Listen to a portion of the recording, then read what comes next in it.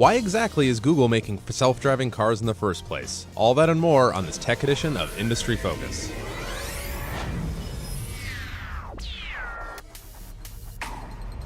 Greetings, fools. Sean O'Reilly here in Alexandria, Virginia at Fool Headquarters. It is April 8th, 2016, and joining me, my partner in crime, the dynamic duo is back, Mr. Dylan Lewis. Yeah, great to be back. I had some fun doing the show without you. I think I speak for all of our listeners right now when I say, great job on the April Fool's podcast. I'm glad you enjoyed it. Can you give us just a little bit of behind the scenes as to what went into that or anything before we... Yeah, so April Fool's was Friday. We had some of the content and some of the tech lined up for, and if you haven't seen it, listeners, you really, spoiler alert, but you really need to listen to it. Yeah, listen to the show and check out, if you just Google Motley Fool's Rush In, the page will come up.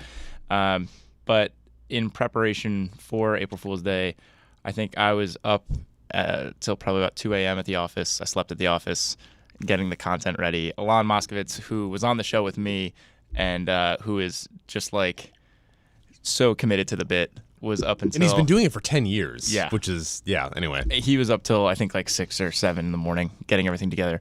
Ruben Dahlke and Ron Southwick, our tech guys, were also up until 7 in the morning or so. So big ups to them for making it happen. It landed with a lot of people. We got some really awesome responses from listeners and readers. So it's always a treat. I am happy to say that we won't have to do it again for another year, another 12 months.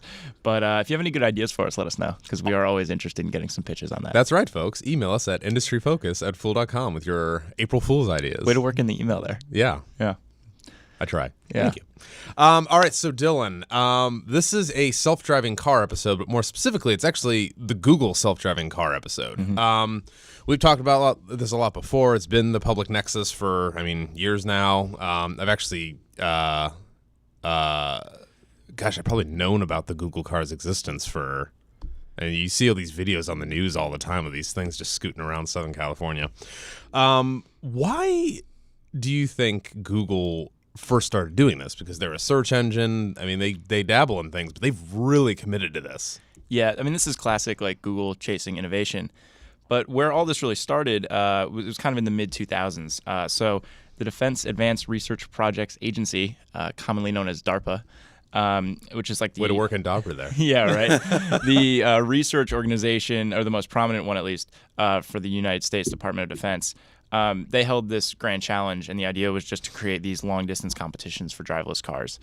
And, you had teams from some of the top engineering schools in the country, Stanford, Carnegie Mellon, a couple others, competing. What ultimately happened was a lot of the people that were involved in those competitions on those university-led teams wound up going over to Google and becoming part of these projects. Namely, Sebastian Thurn, who was kind of like the leader and... foreman of the project for a while, and then Chris Urmson, who is now the director of the project. At the competitions that you're describing, do you think a guy with an eye patch came up and said, "I'd like to talk to you about the driverless cars initiative"? Yes, like, what can you do for me in about 10 years? Because I would really love to be able to drive around. Right, yeah. Yeah, that's one of the beauties of driverless car technology is it gives mobility to a lot of people that otherwise probably wouldn't. That was an Avengers joke, by the way. Oh, it was? It did not land with you at all. Over my head. I thought we were talking about getting people that might not be able to get licenses going. But no. That's what I get for not being pop culturally aware. God, this guy. That's right. You know what? I just realized I made a terrible mistake because I know you don't like superhero movies. So sorry. It's a good thing I don't do the CG show. Yeah, very good thing. So you talked a lot about this in your South by Southwest preview. Mm. And you profiled the guy over Google that's doing this, Urmson? Chris Urmson, yeah. He a cool guy, I assume? He's a pretty cool guy. Pretty cool guy? Yeah. Down to earth. You went there, you heard him talk. What were some of the biggest takeaways just as a rehash? Because it's obviously pertinent to what we're talking about today. Yeah, we actually didn't have a chance to talk about the South by Southwest recap on the show. I did South by Soundbites maybe like 3 weeks ago. Which I like the pun there. A bunch of little interviews that I did at South by Southwest centered on virtual reality. But I thought it'd be fun to kind of recap some of the stuff more on the driverless car side, because that was obviously another major theme there. So Urmson talked about how the biggest challenge, you talk about consumer attitudes, you talk about the regulatory environment. These are things people often cite as huge road bumps for them that they need to get over. But for him, it's still on the technical side. That's the major issue, and that's where a lot of their resources are So focused. he's not even thinking about that stuff. He's thinking about it, and we can get into some things that signal that the regulatory thing is definitely on his mind. But I think in his eyes, he wants the product and what the cars are capable of to be perfect. And then once there's no possibility of something catastrophic happening. Approval will be a foregone conclusion. Exactly. So more specifically, he talked about how these cars are basically having to handle these infinite number of Literally infinite situations. Yeah. And so, you have a lot of machine learning going on, and you have cars learning from situations that other cars have run into. So it's not just this, like, I've been on the road for 8 hours, I've learned 8 hours amount. It's I've learned from the entire fleet and what they're learning. But that's still a challenge. People don't always act rationally. You have these irrational things happening on the road. I mean, we saw a screenshot of a bunch of people playing Frogger with the Google cars. People see the Google cars and they start acting out and just doing weird things to them. And so that's just like a whole nother wrench that they have to handle. Did Google, this is just me being a Bond villain, did Google ever think of like going to a town of like 10,000 people and being like, hey, if you outlaw regular cars, we'll give everybody a Google car, and then that would be a great test ground for the driverless cars, because the biggest problem, near as I can tell, with driverless cars is non-driverless cars. Yeah. So did anything like that come up at all? Well, what they've done with a lot of their test sites, this is before they wound up going into major metropolitan areas, is kind of like these like abandoned naval bases and things like that. Like where this is going? And so they have these urban setups where city roads, and they build fake towns? No, I mean like they took over the closed course base. areas. Yeah, got it. And so they would have engineers like walking around and having the cars interacting with them, and that was the training ground for these cars. And now they've hit the point where they're able to roll out into these major metropolitan areas. So first off, it was Mountain View in Austin. Then I think maybe Kirkland, Washington. Within the last year, it was Kirkland, Washington. And now recently they've announced Phoenix, Arizona. And so one of the things that you'll notice, and this is another one of the challenges he talked about, was so those 4 cities, they all offer kind of their different advantages, disadvantages. Mountain View and Austin, it makes sense that those were the first cities that they launched in, because that's where they are. They're in Mountain View. And then Austin, in terms of engineering for a climate, relatively easy. You're not dealing with crazy road conditions. There's not going to be snow. There's not going to be a ton of rain, anything like that. Whereas Seattle, you'll get a ton of rain. Exactly. Like you move to Kirkland, Washington, it's much more representative of what you'll see all 4 seasons. Right. And with the most recent announcement that they're going to be in Phoenix, they talked about how they want to see how their components and all of their technology interacts with extreme heat and the idea of there being a lot of dust in the atmosphere, that kind of thing. So they've been very tactical with the rollouts and the metropolitan areas that they want to test in. And I think that is, in a lot of ways, to kind of stress test the technology and put it in a position where it can succeed, but they can also reach the challenges of each relative climate.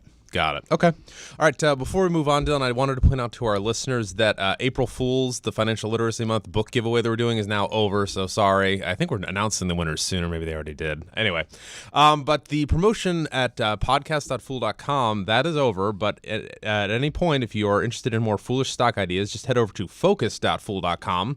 For all of our listeners, there's a special offer of $129 for a full 2-year subscription to the Motley Fool Stock Advisor newsletter.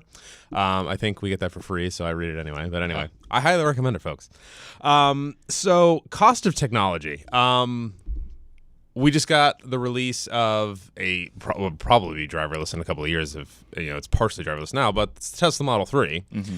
Big announcement last week. Talking about costing $35-40 grand. A Tesla Model S obviously costs 80 or 90, upwards of low 6 figures. How much does a Google car cost? I know. I would have loved to get a specific number on this. They don't look expensive. I mean, correct me. Yeah. The idea here is, and Urmson talked about this, there's nothing really crazy. There's no unobtainium in what is powering these cars. The components are relatively cheap components. It's the act of the research and development and all of that is adding cost to this project. Right. And so once it's ready for mainstream consumers, it should be priced in a relatively accessible manner. Right. So, I mean, that's great news for you and me and the folks that would really benefit from it, like we talked about in the beginning of the show. Maybe people that are a little bit older and don't feel comfortable driving, people that are sick, things like that. So you have to be really encouraged by that. Yeah. And I think that'll probably boost consumer demand for it.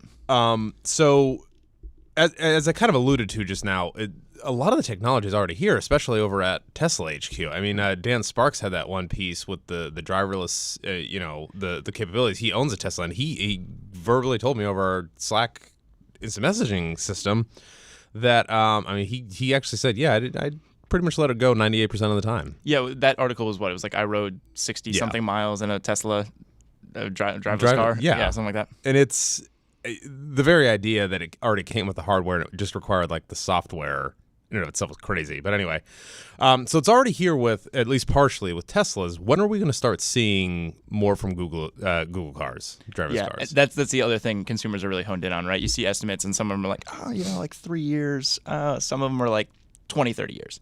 And part of that is it depends on whether you're talking about initial introduction or mainstream adoption. But Urmson also talked about the idea of this being kind of an incremental rollout. And much the same way that they have been strategic about their test cities, it might be possible that the technology comes out in climates that are more conducive to the technology first. Is it going to be a little bit like how Google rolled out fiber? If you remember, they let a city win, and it was like a big deal when who won? Oklahoma or Kansas City won? Yeah, just stuff like that. And I remember I was living in Grand Rapids, Michigan at the time, and there was talk of Grand Rapids winning, and it was like, oh, we gotta win and all this stuff. Do you think they'll do that sort of thing? I think it's more about the technology interacting with the climate. And obviously, this is something that could be totally shaped by regulation as well. So as individual states are willing to... They need to do Florida next for some hurricanes. Yeah. Right. As individual states are willing to outline specific regulation, especially as it pertains to cars without steering wheels and brake pedals, which is what Google's developing, that'll kind of push innovation and the rollout. But I think more than anything, has the technology been proven out in the type of conditions that this area has. Right? Got it.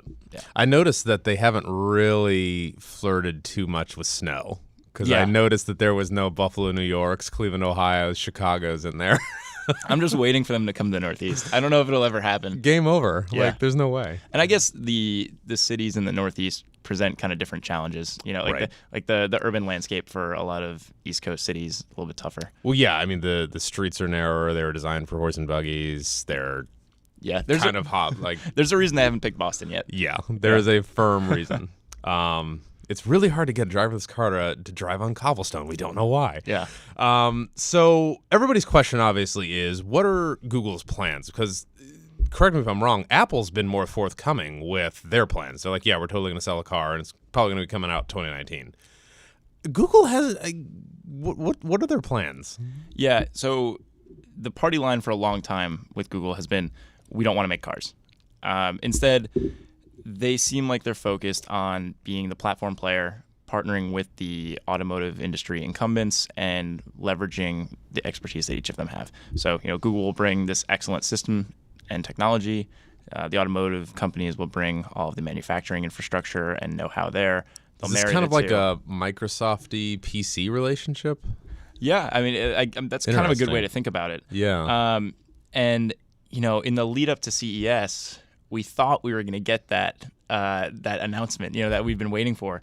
Like a couple different outlets had reported that Ford was going to announce their partnership with Google at the trade show, and details were kind of scarce, but we knew it was like going to be something that was non-exclusive. And like I said, it was going to be Ford has access to the tech side.